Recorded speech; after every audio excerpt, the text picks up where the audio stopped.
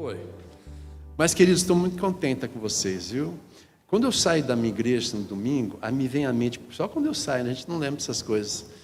Cara, como é bonito a gente lembrar que nesse momento, nesse país, milhares estão adorando o mesmo Deus, abrindo a mesma Bíblia, cantando cântico de adoração. Durante esse dia inteiro, cada fuso horário tinha gente, milhões de pessoas ao redor do mundo, louvando o mesmo Deus, uma só família, uma só fé, crendo na palavra, louvando, cantando às vezes até os mesmos cânticos. Que coisa linda é saber que essa família está por toda a face da terra, o povo de Deus. E a gente só vai enxergar isso quando chegar lá naquelas cenas do Apocalipse, quando se reunir toda a língua, tribo, povo e nação, e a gente se juntar para adorar o Senhor. Não é bonito cantar quando a igreja está cheia? É muito legal, né? Você imagina que vai ser milhões, a uma só voz adorando o Senhor. Aquele coral de anjo incrível, né? Que ali em Apocalipse é descrito.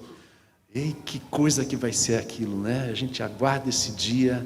A gente, quando fala Maranata, vem Senhor Jesus, eu fico imaginando aquele dia quando vai acontecer.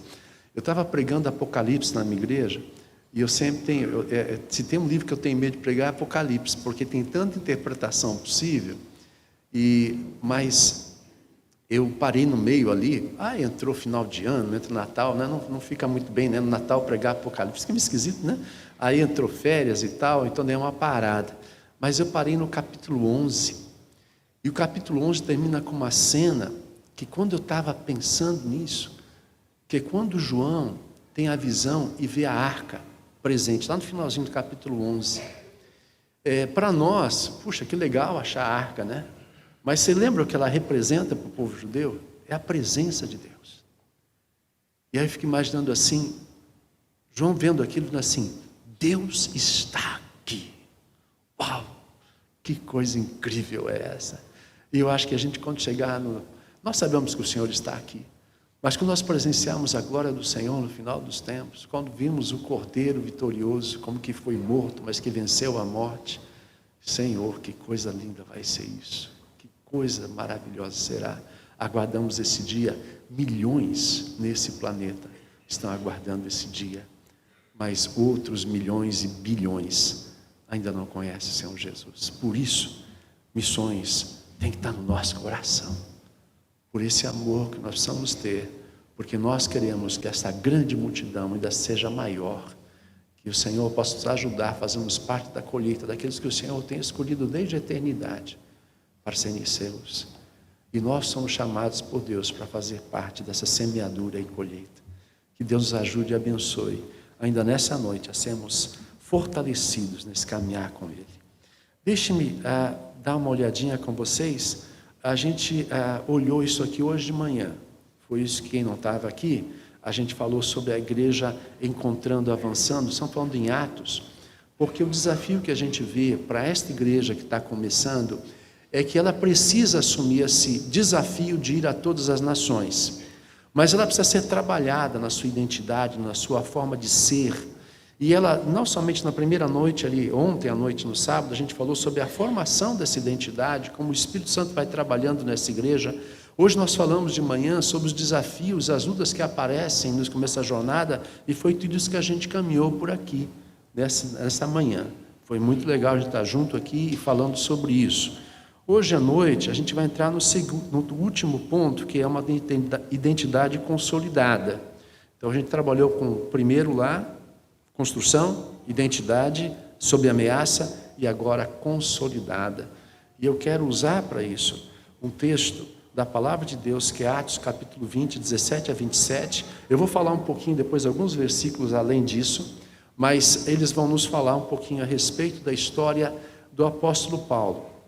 O apóstolo Paulo está nesse momento no final da sua carreira missionária.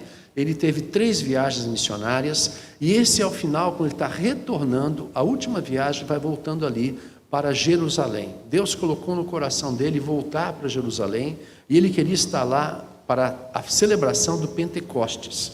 Então ele está nesse caminho, mas nesse caminho muita coisa acontece, e ele é advertido, inclusive por um profeta chamado Ágabo, que tira o cinto, amarra suas mãos e diz: Paulo, é isso que vai acontecer com você se você for lá. Mas ele está convicto que essa é a vontade de Deus. Mas mais que isso, O apóstolo Paulo é um homem experimentado, um homem de carreira missionária, fortalecido na fé, com muitas experiências. Então ele é para nós, nesse instante, esse perfil exatamente do homem maduro, que deve servir como uma forma de alguém que nós podemos olhar e talvez seguir o próprio conselho dele quando diz: sede meus imitadores como eu sou de Cristo. Porque desculpe, essa maturidade que ele está mostrando, ela deve ser o alvo da maturidade da própria igreja. A gente pode aprender com esse perfil. O que está acontecendo? Ele está vindo na viagem e ele chega no porto de Mileto, cidade chamada Mileto, e ele quer encontrar com a liderança da igreja de Éfeso. Mas ele não quer ir até lá, então ele pede que a liderança, os presbíteros de Éfeso, venham até Mileto para encontrar com ele. E nesse encontro, nessa conversa, ele revela algumas coisas que podem ser muito especiais para nós, para pensarmos nesse ideal de uma maturidade consolidada para a igreja do Senhor Jesus, para que ela possa chegar até os confins da terra. O texto diz assim: de Mileto, mandou a Éfeso chamar os presbíteros da igreja. E quando se encontraram com ele, disse-lhes: vós bem sabeis como foi que me conduzi entre vós em todo o tempo, desde o primeiro dia em que entrei na Ásia, servindo ao Senhor com toda humildade, lágrimas e provações, que pelas ciladas dos judeus me sobrevieram, jamais deixando-os anunciar coisa alguma proveitosa de vou-lhe ensinar publicamente.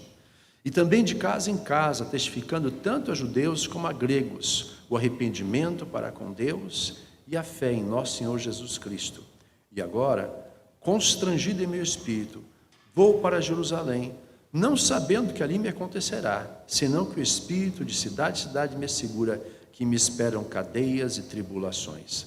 Porém, em nada considero a vida preciosa para mim mesmo, contanto que complete a minha carreira, o ministério recebido do Senhor Jesus, para testemunhar o evangelho da graça de Deus. Agora, eu sei que todos vós, em cujo meio passei pregando o reino, não vereis mais o meu rosto. Portanto, eu vos protesto no dia de hoje, que estou limpo do sangue de todos, porque jamais deixei de vos anunciar todo o desígnio de Deus. Convido você a orar comigo mais uma vez. Bendito Deus, tua palavra é tão preciosa e registra momentos históricos tão incríveis. Obrigado porque concedeu ao médico amado Lucas a capacidade de ir nesses detalhes, de registrar e escrever. Eu tenho certeza que ele não imaginaria que os seus escritos por séculos estariam alimentando, sustentando o povo de Deus. Mas eu agradeço porque o médico amado deixou registrado esse momento tão especial de Paulo com os presbíteros de Éfeso.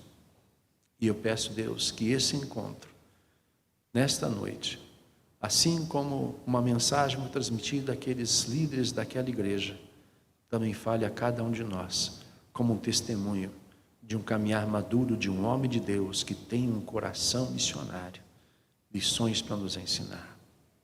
Amado Senhor, vem agora com teu Espírito, abre o nosso coração e a nossa mente. Nossos corações precisam ser trabalhados por Ti. Tira, Pai, aquela resistência, às vezes, nossa, de estarmos nos sujeitando e submetendo à palavra. E me ajuda, Senhor, pelo poder do Teu Espírito, para que aquilo que o Senhor tem para nós nessa noite possa vir à minha mente, ao meu coração e aos meus lábios, para a honra e glória do Teu nome, para que Teu nome seja exaltado mais uma vez nesta igreja, nesta noite. Eu oro em nome de Jesus. Amém, Senhor. Amém. Muito bem, queridos. Algumas coisas legais aí. Eu quero falar com você e vou tentar ser o mais breve possível, mas tentando respeitar para a gente aproveitar bem o conteúdo. Esse homem tem um coração missionário. Ele foi marcado por isso. Igreja, cada um de nós precisa ter um coração missionário. Porque Deus tem um coração missionário. Nós precisamos ter o coração como o do Senhor. E aquilo que começa em primeiro lugar, que Paulo testifica, vem nessas frases, nessa conversa, vem uma coisa muito especial. Ele vai dizer, servindo ao Senhor. Ele tem um claro referencial de comando. O o serviço é prestado a Deus. Isso parece óbvio, mas nem sempre é tão óbvio assim. No ministério, muitas vezes, somos pressionados, e tem pessoas que querem, às vezes, pressionar pastores, presbíteros, missionários, a serem pressionados a fazerem coisas que alguém quer, alguém prefere, alguém gosta, sim. Mas cada um de nós, ao servir a Deus, precisamos nos lembrar que o nosso serviço é ao Senhor.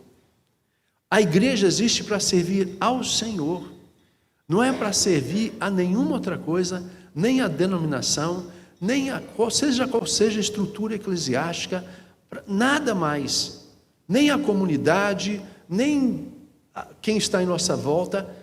As bênçãos vêm em decorrência de uma seriedade que o nosso serviço é prestado a Deus. E se é prestado a Deus, veja a seriedade com que é feito.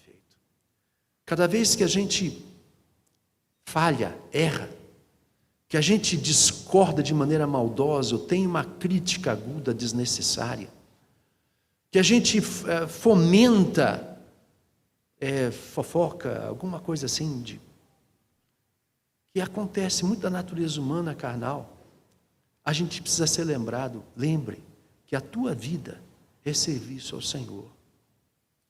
Estava ali sendo abençoado pelo canto do coral, me emociona a mensagem, a segunda música de maneira especial, e é tão lindo isso, e o canto coral é bonito, mas a gente pode cantar no coral e esquecer que está aqui para servir o Senhor, porque a arte às vezes fascina, e fazemos arte por arte.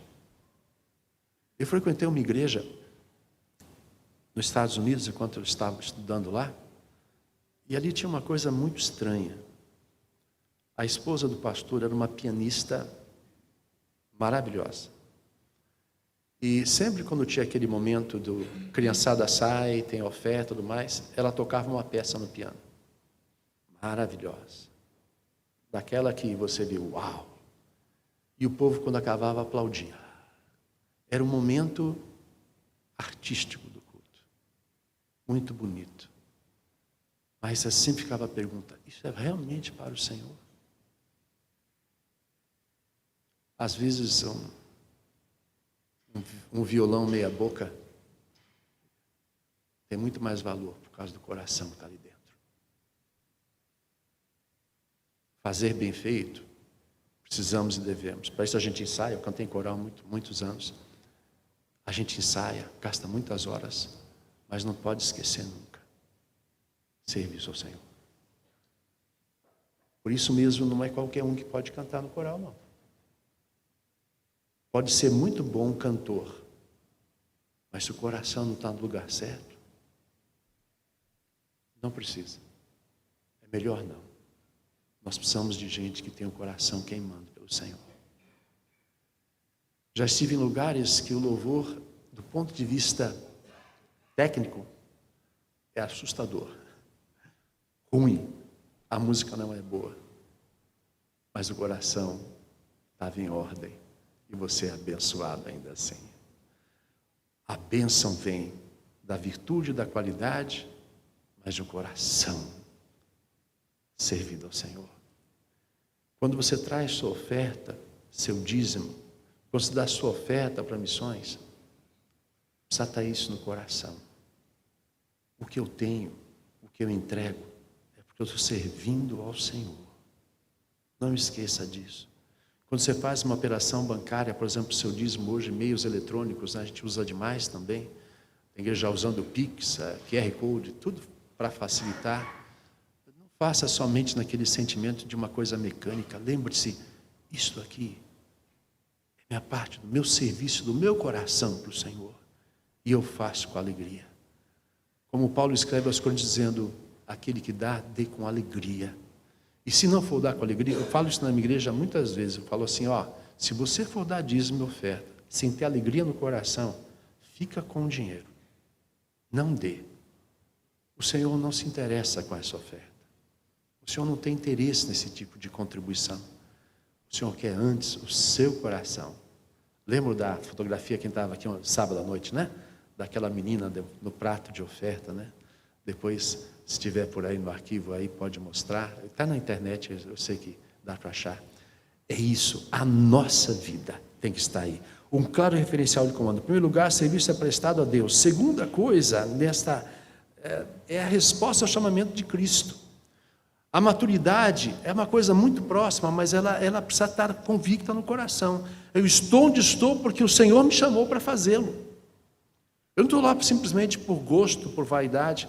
Olha, gente, tem gente em campo missionário, em lugares extremamente difíceis, extremamente desafiadores. Quem vai trabalhar numa aldeia indígena vai se sujeitar a uma dinâmica de vida, a uma prática de vida que tira todo o conforto do seu lar, tira todo o conforto de uma estrutura. Eu estive visitando já algumas aldeias.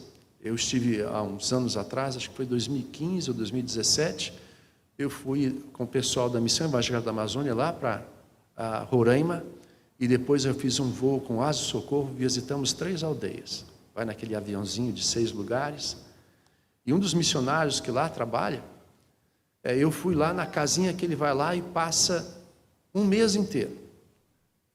E ele deve ter uns 3 a 4 metros, um quadradinho de madeira, e ali exposto aquela bicharada que tem na mata, né, sempre cuidando, e está ali feliz da vida, ama aqueles indígenas, e está ali de todo o coração, porque ele sabe que está ali porque o Senhor o chamou para tal. E não tem melhor lugar para se estar do que o lugar que você sabe que Deus quer que você esteja. Não adianta você ter todo o conforto, toda a riqueza, todas as possibilidades de conforto que o dinheiro pode comprar, se aqui dentro do coração você saber, não é aqui que Deus me quer. Mas quando está num lugar assim, às vezes tão rústico, nossa, eu olho aquilo lá e fico assim, meu Deus, se o Senhor me chamar para cá, eu vou ter que mudar meu coração, porque eu não posso me imaginar morando no lugar daquele. Mas eu encontro um homem que Deus chamou e faz aquilo com uma convicção maravilhosa. Queridos, eu e você, precisamos ter convicção que estamos onde estamos, porque o Senhor nos chamou para isso. Vou contar rapidinho. Lá atrás na minha história, quando eu estava terminando o 2º grau, Deus cutucando meu coração. Chamamento para o ministério do tempo integral. E eu resistindo àquela ideia. Meu pai era desenhista, projetista, fazia plantas de casa, mas trabalhava na Petrobras e fazia mais desenho técnico para tubulações, coisas assim, mas também fazia, às vezes por fora, planta para residência. Não tinha AutoCAD, era mesmo nanquim, aquela coisa, papel vegetal.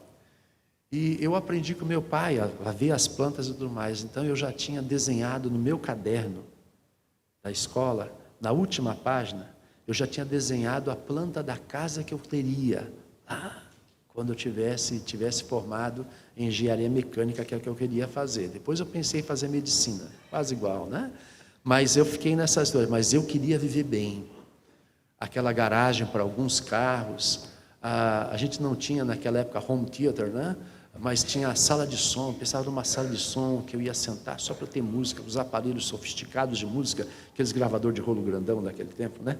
Aquela coisa sofisticada, eu ficava imaginando como seria a minha casa enorme, uma quadra de futebol de salão no quintal, ia ser maravilhosa.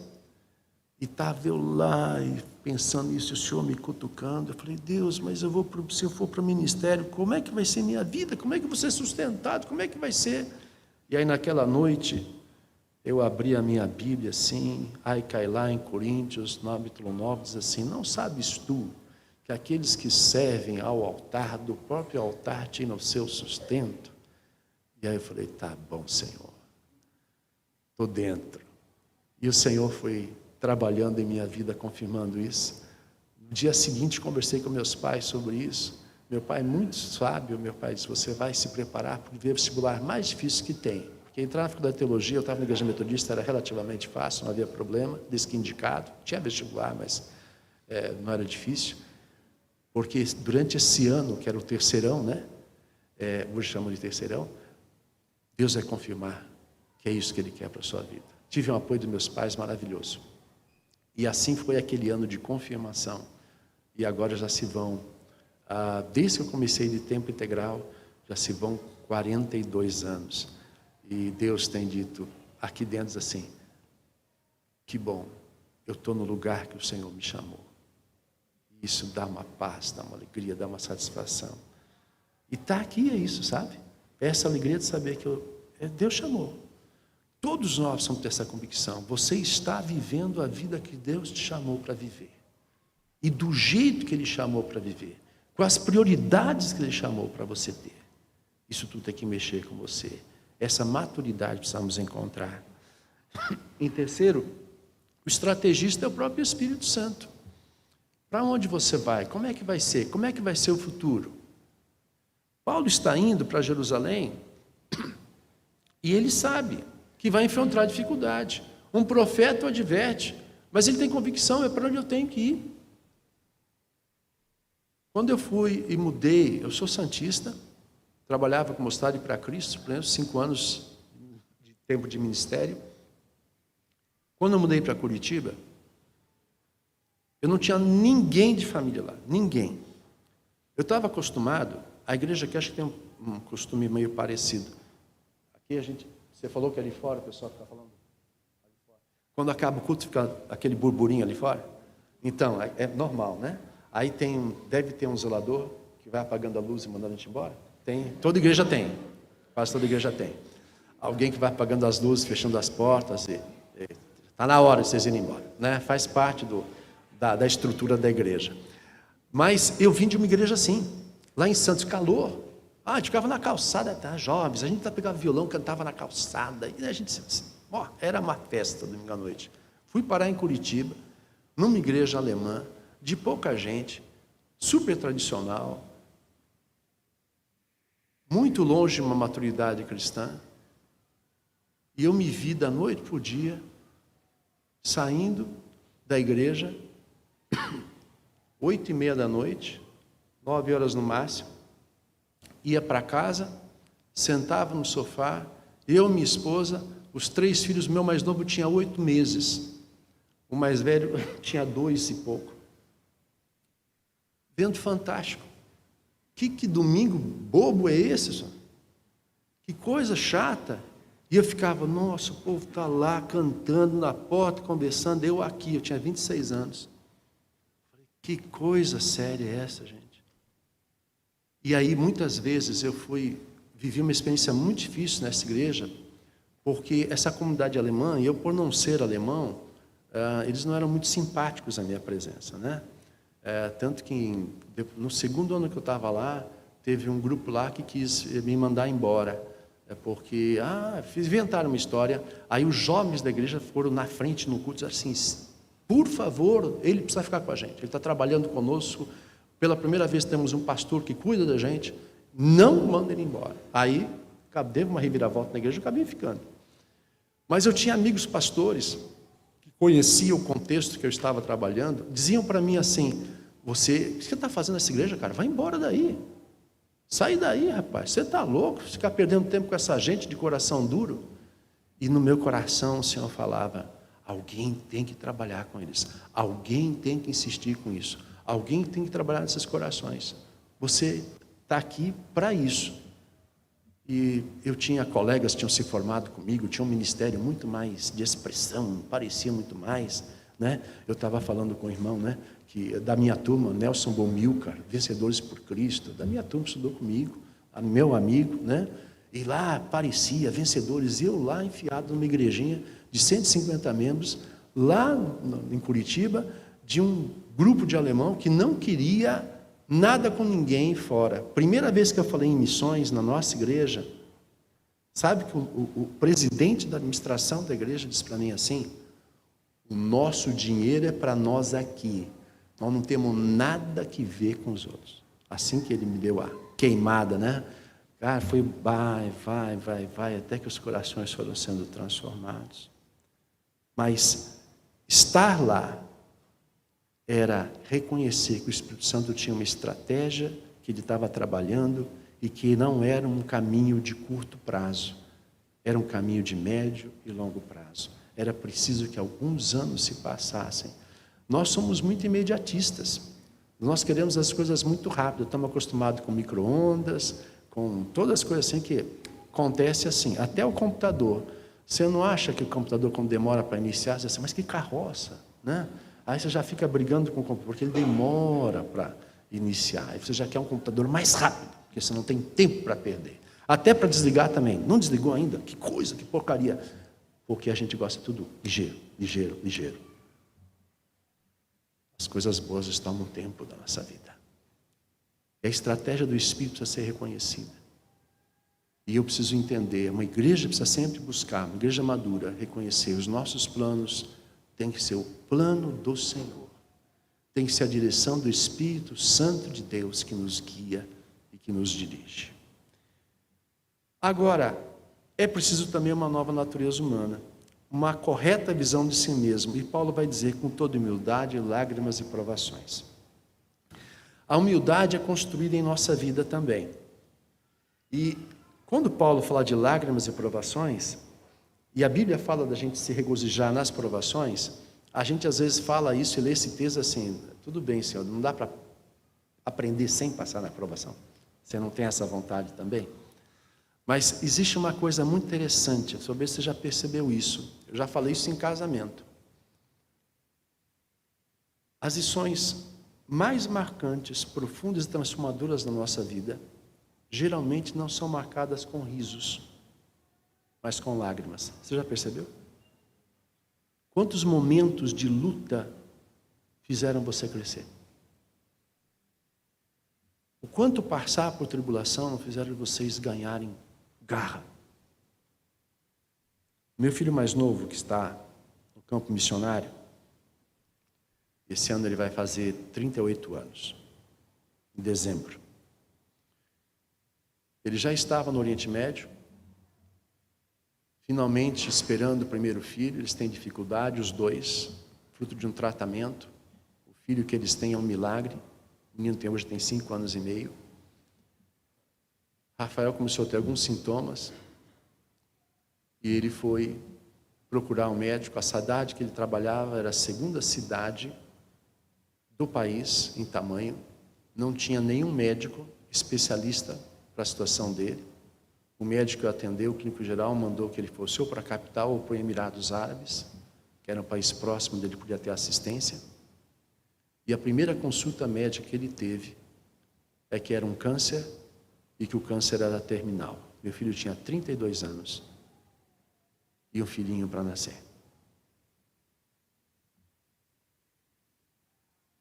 Que lição é essa? Alguém que deixa tudo para trás para obedecer ao Senhor, que vai para um país estranho, que deixa para trás a família para ser agraciado com um câncer e terminal. A princípio ele tentou não contar tudo para nós que estávamos distantes, mas o Senhor vai trabalhando essas coisas e ensinando a gente a se humilhar na presença dEle. Daqui a pouco ele fazia quimioterapia, estava careca, sem nenhum fio de cabelo. E o passo foi caminhando, caminhando. Uma família da igreja nos procurou, um casal. Ele é médico.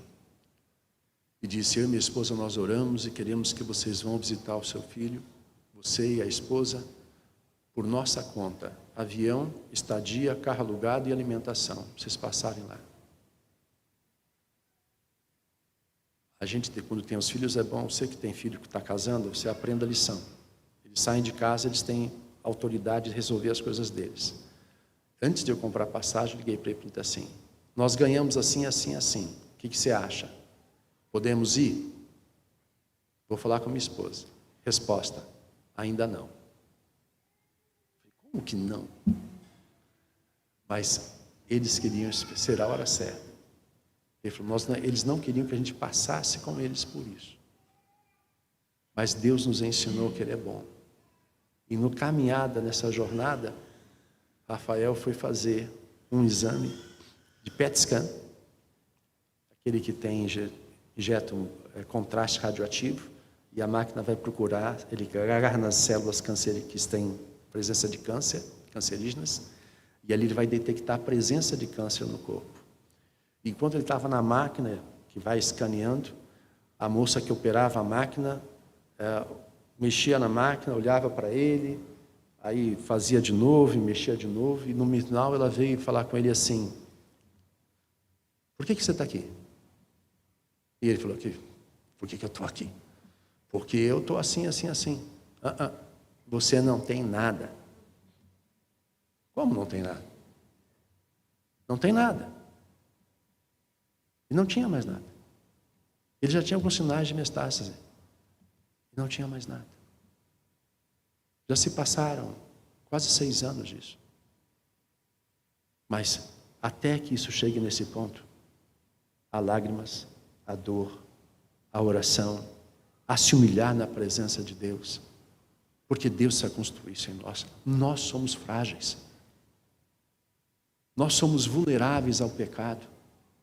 Nós somos vulneráveis às grandes virtudes que ansiamos. Veja como Paulo escreve em Romanos capítulo 7, o bem que eu quero fazer eu não faço, mas o mal que eu detesto eu acabo fazendo. Isso não é a realidade da nossa vida. Marido e mulher, quantas vezes você disse coisa que você não queria nunca ter dito para ela, ou você ter dito para ele? Quantas vezes a gente machucou quem a gente ama? E teve que pedir perdão. Mas nesse processo você vai construindo humildade. Paulo passou por isso, ele foi apedrejado, ele foi dado como morto, ele passou por tantas coisas. Produzir um coração humilde. Eu e você, para servir ao Senhor. Esta igreja, para servir ao Senhor, ela precisa passar por processos também, que ela se humilha na presença de Deus. E olha, como toda boa lição de casa, é bom aprender logo. Antes que seja preciso fazer recuperação e sofrer um pouco mais, vamos tentar aprender as lições que Deus tem nos ensinar o quanto antes, né? Então, uma correta visão de si mesmo, humildade. Também uma correta visão dos outros, os preconceitos. Aqui talvez, não sei se é essa a realidade, mas na igreja que eu trabalhei, por ser muito familiar, estrutura familiar, tem aqueles estigmas assim. Fulano de tal nunca vai ser grande coisa. Eu conheci o pai dele. Eu conheci a avó dele. Aquela família sempre já tira as possibilidades do cara ter uma história diferente. Às vezes ele teve realmente um pai problemático. Mas e quem disse que tem que ser igual? Mas o preconceito já está lá. Já está presente. Nós precisamos cuidar, uma igreja tem que ser de coração aberto, de braços abertos para receber as pessoas, sem essas visões, às vezes, pré-estipuladas a respeito delas. Aquele ali. Você viu aquela pessoa que começou a vir na igreja? Sei, eu conheço. Conheço a família dele. Isso é dor de cabeça na série. O cara está está aqui buscar Deus. Veio numa igreja, precisa receber um abraço de amor. Como é difícil isso. Eu estou lidando agora, nós estamos lidando com um rapaz, um menino que foi adotado com 4 anos de idade, que está com 17 anos e se acha ou tem assumido como homossexual. Temos trabalhado com ele na igreja direto, tentando dar-lhe todas as oportunidades. Das últimas vezes que conversei com ele, chamei na minha sala e disse, porque eles logo esse discurso, né? Quando você tenta falar, diz assim: você não diga nunca que essa igreja, ou que eu, ou qualquer outra pessoa tenha falado com você, que nós somos homofóbicos. Porque você foi amado desde o dia que você entrou nessa igreja com 4 anos de idade. Nós amamos você, mas amar você não significa dizer que está tudo bem com a sua vida, com essa forma como você está encaminhando a sua vida. Conversei com ele mais de meia hora nessa toada, depois orei com ele. Ele foi sair da minha sala, eu puxei, dei um abraço apertado, ele disse assim: não esqueça que nós amamos você. Ele está na luta, muito difícil. E eu não sei o que vai acontecer quando ele fizer 18 anos, ele pode sair da casa dos pais que o adotaram, que estão sofrendo terrivelmente. mas ele foi um menino que veio de um lar de crianças órfãs, ou abandonadas, melhor dizendo, onde a gente sabe que as crianças foram abusadas naquele lar. Esse lar foi fechado pela polícia naquela época. Então ele tem uma história terrível, ele não lembra, ele é traumatizado com tudo isso. Mas nós podemos simplesmente estigmatizar, assim, esse aí não tem jeito, bota fora. Ixi, esquece. Nós vamos amá-lo até o fim. Até quando houver oportunidade, nós precisamos amá-lo. Paulo lidava com essa dinâmica, judeus e gregos, e ele está testificando indistintamente para um e para o outro. Nós somos uma igreja madura, somos uma igreja que abraça, não é conivente com o pecado, não é isso. Ela continua denunciando e acusando o pecado, mas ela anda a segunda milha, dá a outra face, ela carrega o fardo, o quanto for preciso, até que essa pessoa, até que chegue uma hora e ela diz assim, eu não quero mais, de fato, nada com Deus. Mas enquanto houver um suspiro de desejo, nós temos que amar e trabalhar. Terceiro, disposição de até sofrer por obediência. Sabe, obedecer ao Senhor é sofrer.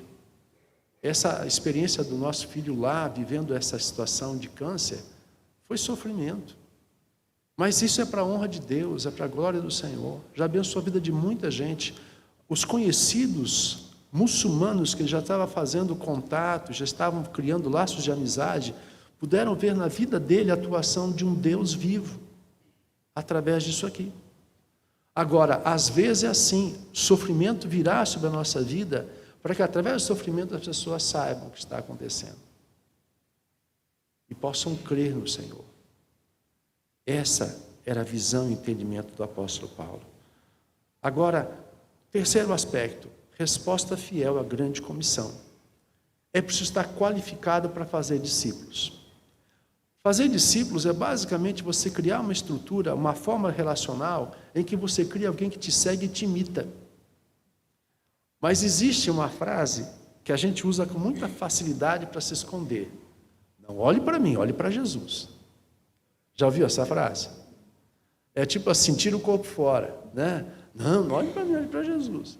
Tá bom, é importante olhar para Jesus, lá em Hebreus fala, orando para Jesus, consumador da nossa fé, corramos para o alvo, a carreira que está proposta, tá bem. Mas Paulo também diz, sede meus imitadores, como eu sou de Cristo, eu estou na jornada, eu estou seguindo as pegadas de Jesus e você pode vir atrás de mim, porque eu estou indo para o lugar certo. Não sei se conhecem o nome de um missionário e evangelista que faleceu nos anos 60, chamado Stanley Jones. Stanley Jones, ali no final da sua vida, nos anos 60, ele estava chegando num voo na cidade de Nova York. E não havia teto, estava tendo uma nevasca. E o avião começou a rodar, esperando que houvesse uma janela que fosse possível ele aterrissar. Está relatado num livro. E o avião vai rodando mais de 1 hora. E começa o pânico dentro do avião. Porque o piloto já avisou o que está acontecendo e o combustível está acabando. E ele escreve no diário dele, muito interessante porque isso ficou registrado, ele escreve assim, mais ou menos vou tentar, eu não sei se eu vou lembrar direitinho, mas é mais ou menos isso ele escreve. Estou aqui no céu, a situação é essa, há uma real possibilidade que nós não vamos conseguir ter um pouso seguro e talvez nós possamos perder toda a nossa vida, todos nós vamos perder as nossas vidas, mas uma estranha sensação de paz me invade o coração. E ele usa essa expressão, porque a hipótese central da minha vida, ou seja, a razão pela qual eu vivi, está absolutamente correta. Eu sigo ao meu Senhor, tenho paz. Você seria capaz de escrever uma coisa dessa, numa hora dessas? Mas são pessoas assim que fazem discípulos. Pessoas com essa marca, dessa vida com Deus, que inspiram. Você deve ansiar por isso. Você deve ansiar por ser uma pessoa que as pessoas são abençoadas quando você chega. Que quando você está numa reunião, que você está num encontro, quando você sai, você deixou a presença de Cristo, o perfume de Cristo naquele lugar. Que perfume é esse que você deixa onde você passa? Você é uma daquelas pessoas que em reunião de família a pessoa fica feliz que você foi embora? Se está lá na igreja, no grupo, seja o que for, está tendo reunião, quando você vai embora, estamos assim, que bom, ai, finalmente, esse chato foi. Você é o cara chato, sempre chato, ou você é aquele que as pessoas dizem, senta aqui, não vai embora não, cada vez que eu sento com você, eu sou abençoado, anseie por isso, anseie por ser alguém que é capacitado, não é só ensinar conteúdo bíblico, mas é a vida que contagia. Me lembro de ouvir o testemunho, talvez alguns vão lembrar do nome desse pastor, Ari Veloso. Foi um pastor batista da Igreja Batista do Morumbi, em São Paulo, uma igreja muito grande. O Ari Veloso, uma vez estava conversando com ele, e ele me disse que 2 vezes, quem tinha vindo ao Brasil era um homem chamado Bill Bright, que fundou a Cruzada Estudantil Profissional para Cristo. Não sei se alguns conhecem o nome, Bill Bright tem livros escritos. E o Ari falou uma coisa muito interessante. Eu estive com Bill Bright 2 vezes. E eu posso dizer que a cada encontro que eu tive com ele, a minha vida foi transformada, por estar com ele. Não é incrível pensar isso? E ser alguém que faz essa presença de Cristo aparecer? Fazer discípulos é ter esse Cristo vivo dentro de mim, fazendo diferença. E aí a gente faz esta obra missionária com esse coração diferente. Porque esse Cristo vivo está transformando você por dentro. Está fazendo de você uma nova criatura. Criando um novo jeito de ser. Uma pessoa que tinha dificuldade de perdoar e agora perdoa. Uma pessoa que tinha dificuldade de falar palavras doces e não fala.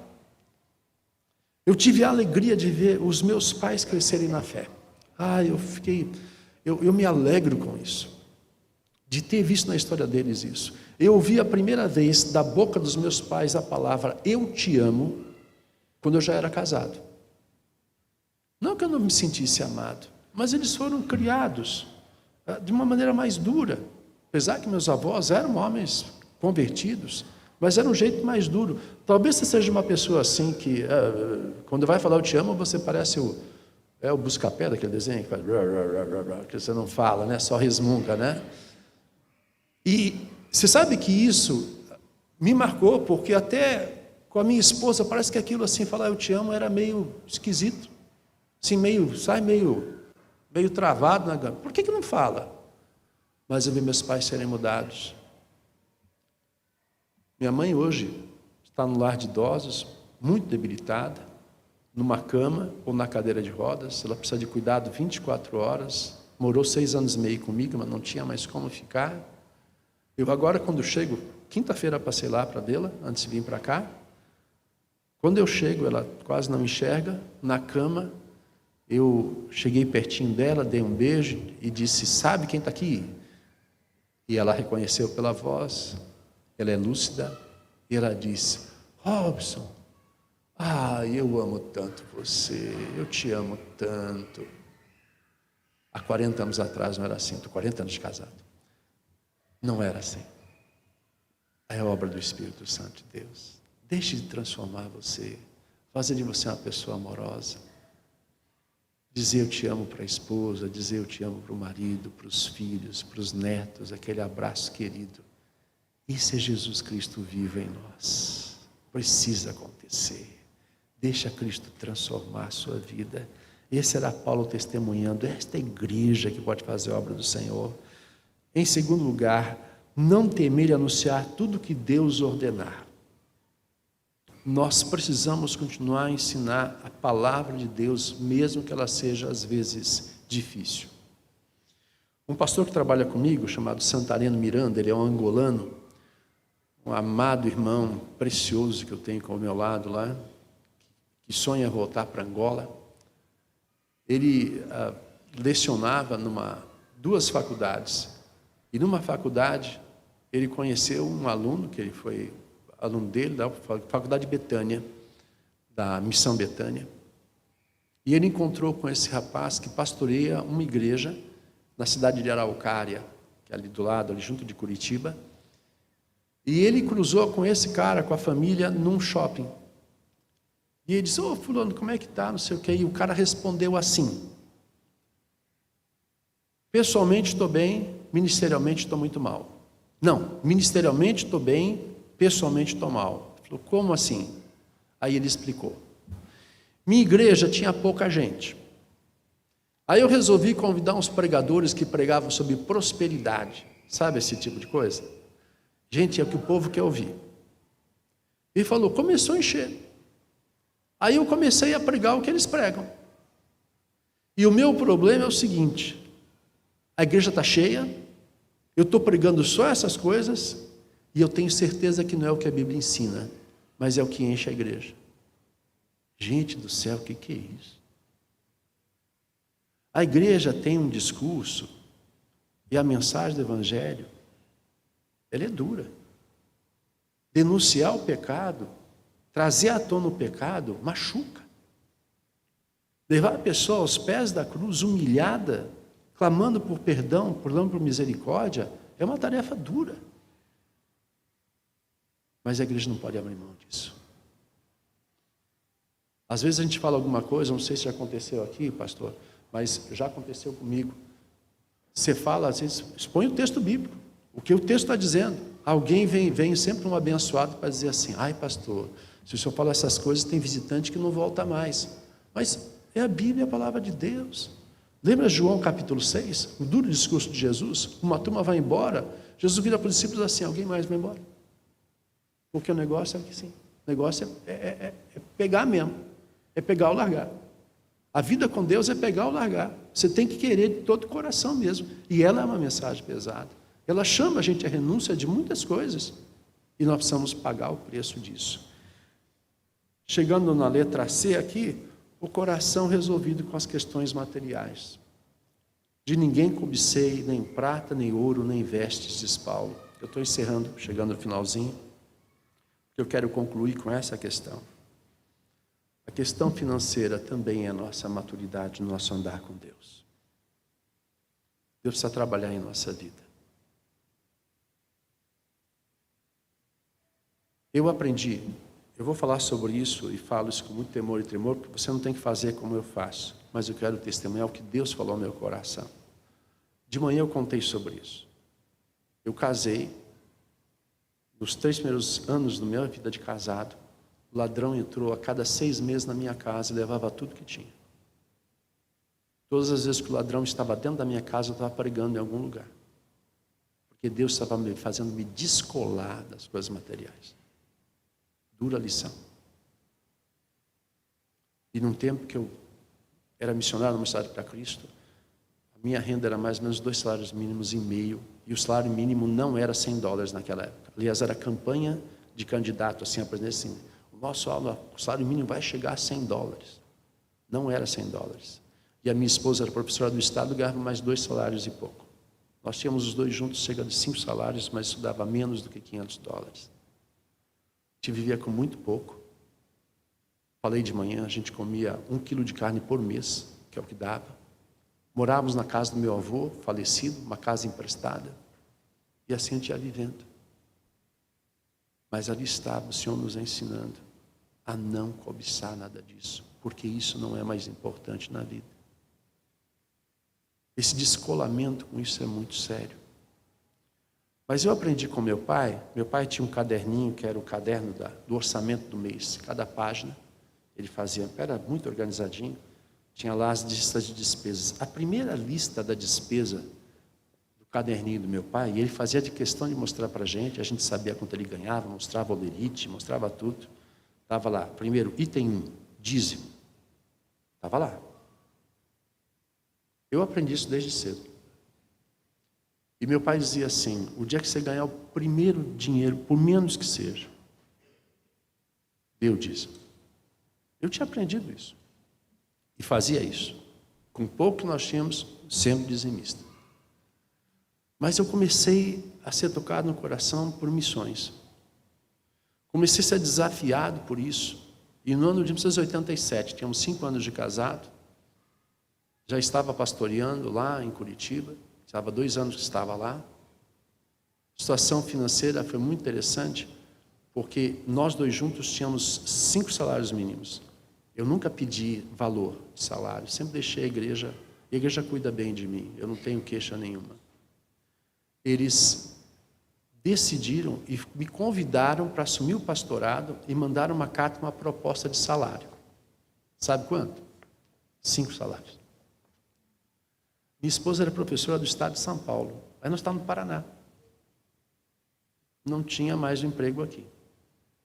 Aí nós chegamos em Curitiba e diz assim, puxa vida, a gente podia, se você agora volta a lecionar, a gente já muda de patamar de vida, né? Então nós tínhamos um bebê de 8 meses, outro 1 ano, outro 2 anos. Nossos filhos nasceram um por ano, né? Um nasceu em outubro, outro nasceu em novembro, outro nasceu em dezembro. Foi um ano e um mês assim, né? Foi maravilhoso, muito trabalhoso, mas maravilhoso. E ali, eu falei, nós oramos, falamos assim, sabe de uma coisa? A gente sabe viver com 5 salários, não sabe? Sabemos. Está na hora de cuidar das crianças. E ela ficou para cuidar dos meninos. E ela cuidou tão bem. Minha esposa voltou a lecionar, aí lecionava inglês, quando eles já eram adolescentes. Na escola que eles estavam estudando, dava a bolsa, porque ela era professora, eu levava todo mundo para a escola, ela dava aula, eles tinham aula, depois ia buscar todo mundo junto. Funcionou muito bem. Mas aqueles anos que ela dedicou para eles, porque a gana não era ter mais bens materiais, foram uma semeadura maravilhosa. Os 3 entregaram a vida a Jesus com ela. O Daniel, nosso filho do meio, que é pastor, está fazendo agora uma pós-graduação nos Estados Unidos. Ele desenha muito bem, ele pinta. Ele pintou um quadro, está na nossa cozinha. E é um quadro que tem uma cama, uma beliche, que é a cama deles. E lá no fundo tem um poste daquele do Nárnia, sabe? Porque ela lia a série de Nárnia com eles, ia falando de Jesus. E ali eles encontraram. Daniel fez o quadro para lembrar aquele tempo, que a mamãe deitou na cama com eles, lia o livro, a série de Nárnia para eles. E ali eles entregaram a vida a Cristo com ela. Eu até perdi esse privilégio, porque eu vivia tão envolvido com coisas da igreja, muitas coisas eu faria diferente hoje. Porque não era mais importante comprar coisas, não era mais importante o carro melhor, não era mais importante a gente, a cada festa de casamento, ter um vestido novo e novos sapatos. A gente sabia que havia coisa mais séria, mas o Senhor tinha trabalhado no nosso coração para isso. Como é que vai o seu coração com relação a isso? Em 87, eu estava num encontro no estado do Rio de Janeiro, na região de Teresópolis, e ali Deus martelando no meu coração, dizendo assim, eu quero que você dê um passo a mais.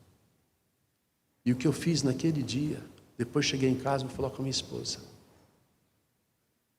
Você pode fazer diferente, você não tem que fazer igual do que eu faço. Meu dízimo, mas o que estava no meu coração, mais 10% para missões. Falei, nossa. Cheguei em casa, falei com a minha esposa, o que você acha? Deus tem tocado no meu coração para isso. Eu te apoio. Desde 87, daquilo que a igreja nos dá, 10% volta para a igreja local e 10% vai para o nosso orçamento missionário da igreja. Nossa igreja tem 2 contas, uma conta é só de missões, a outra conta é a conta das despesas da igreja local. E Deus nunca deixou faltar nada. Deus foi cuidando da gente. Eu arredondo para mais, vai indo assim, uns 20%, 22% está sendo a nossa contribuição. É um passo de fé? É. Mas é entender quais são os verdadeiros valores que a gente deve investir na vida. Oskar Schindler foi um membro do partido nazista, e a história é meio comprida dele, há muitos detalhes, você encontra na internet a história dele, e o filme é muito legal. Mas Schindler, ele aproveita da própria situação dos nazistas invadindo especialmente a Polônia, em Cracóvia. Ele tem uma fábrica de peças esmaltadas E ele depois até faz munição, mas ele sabota, porque é outra fase da sua vida. O filme mostra isso. E ele tem empregados, são judeus. Como os judeus estão sendo pressionados e sendo mortos pelo nazismo, com os campos de concentração, ele começa a, primeiro, pegar esses, porque são trabalhadores baratos. Eles trabalhavam com qualquer dinheiro, estão perdendo tudo, eles foram tirar todas as posses dele. E Schindler é um verdadeiro pilantra. Ele está explorando, ele é espião. Só que à medida que essa mortandade avança, ele começa a ter o coração tocado. E o que acontece é que Schindler começa a pagar suborno para os soldados da SS para que não levem prisioneiros, ou seja, para os campos de extermínio, os seus trabalhadores. Schindler vai num processo, o coração dele vai mudando e ele começa agora a tirar dinheiro do seu bolso, ele gasta toda a sua fortuna, tudo que ele tinha acumulado, subornando e pagando para salvar vidas. Ele salva a vida de cerca de 1.200 judeus, são chamados judeus de Schindler. Schindler-Juden. Ele foi sepultado, ele morreu nos anos 70, morou uma época na Argentina, voltou para a Alemanha, foi sepultado, depois que faleceu, no Monte Sião, em Jerusalém, o único membro e cara que foi nazista e ligado ao partido nazista, que foi sepultado ali, e ele é chamado de um herói. Se você vê o filme, você vai ver o final, os sobreviventes dos salvos por Schindler e seus descendentes, colocando uma pedra sobre o túmulo. Mas Schindler teve seu coração mudado. E quando a guerra termina, ele tem que fugir, porque os nazistas estão sendo aprisionados, levados como criminosos de guerra. E essa cena que eu vou passar para vocês é quando ele recebe uma carta desses grupo de judeus que foi salvo por ele, recebe uma carta para ele apresentar, dizendo que ele foi, sim, alguém que os libertou e os salvou, mas que ele está com um uniforme de prisioneiro para sair camuflado. E eles pegam tem um dente de ouro, ele arranca, e com esse anel de ouro eles fundem e fazem um anel para ele e entregam para ele. Esta é a cena em que ele vai sair fugido. Eles estão se despedindo do grupo de judeus e ele recebe esse anel. Olha que interessante algumas coisas que ele vai falar. Ele diz: esse carro, por que eu fiquei com ele? Podia ter salvo mais 10 vidas. Esse broche de ouro, podia ter salvo 2 vidas. Eu podia ter salvo muito mais e não salvei. Você entende? Você pensa e lembra que a sua oferta salva vidas. Que vai ter gente na eternidade que a gente vai encontrar. E talvez a gente vai saber que a nossa oferta, o nosso sustento missionário salvou aquela vida. Eu, quando vi esse filme a primeira vez, eu fiquei pensando: meu Deus, pelo que a gente vive? Pelo que a gente luta? Onde a gente bota o nosso esforço, os nossos recursos? No quê? Nas coisas que passam. Quem tem carro aqui, você lembra que carro se dirigia há 10, 15 anos atrás? Talvez seja o mesmo ainda, mas se você já mudou de carro, que diferença fez? Que diferença faz? Tantas coisas materiais que tanto mexem conosco. Eu espero que Deus fale ao seu coração, porque é uma igreja preparada para fazer a obra missionária. É uma igreja que entende o que realmente tem valor. Nossa igreja hoje tem lutado para fazer a obra missionária da melhor maneira possível. Nossa forma de trabalhar é esse orçamento missionário bem distinto. Fazemos oferta missionária de fé, compromisso anual. A oferta missionária não entra no caixa geral da igreja, é distinta. A nossa igreja está lutando para fechar as contas, Mas nós temos um compromisso missionário renovado esse ano, na última conferência missionária, de perto de R$60 mil por mês, só para missões. E você não acha que dá uma tentação, diz assim: puxa, mas a gente aqui passando um aperto aqui? Mas vale a pena, porque salva vidas e salva para a eternidade. Espero que Deus fale ao seu coração Quero orar com você mais uma vez, agradecer mais uma vez por ter me recebido aqui. Que Deus te abençoe. Se Deus está colocando no teu coração um desejo de dar um passo além, Deus vai te abençoar. Eu hoje posso louvar o Senhor. Não tenho bens. Eu moro num apartamento que é herança dos meus pais. Eu tenho um carro, é tudo que eu tenho. Mas eu tenho uma família, 3 filhos que amam o Senhor, 3 noras que amam o Senhor, 7 netos que estão sendo criados no caminho do Senhor. Quanto vale isso? Quanto vale isso? Vale a pena. Pai querido, muito obrigado pelo desafio que o Senhor nos coloca quando somos lembrados que este mundo as coisas passam e passam ligeiras, que a nossa vida é um sopro e é como neblina que se dissipa. Mas nós estamos trabalhando hoje, semeando para a eternidade.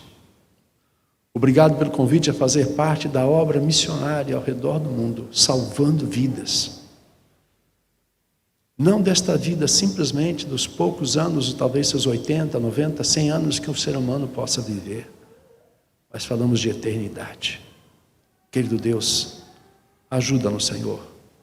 Ajuda esta igreja, de gente tão amada, tão querida, tão carinhosa, a continuar a crescer nesta maturidade, nesse compromisso de dizer: nós queremos ter nossos braços estendidos de bênção, de envio até os confins da terra.